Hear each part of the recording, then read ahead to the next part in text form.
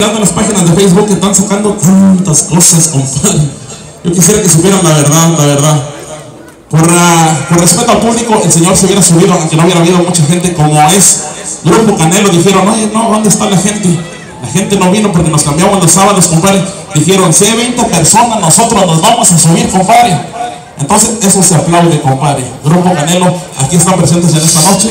Así es de que mi gente...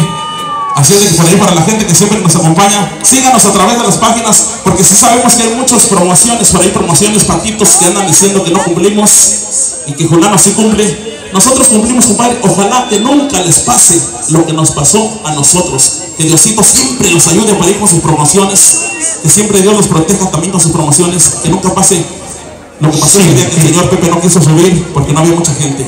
Ojalá que nunca les pase a ustedes, para que no hacer la comidilla de todo el mes, de toda la semana, compadre. Así de que ahí estamos, muchachos. Échale musiquita por ahí, muchachos.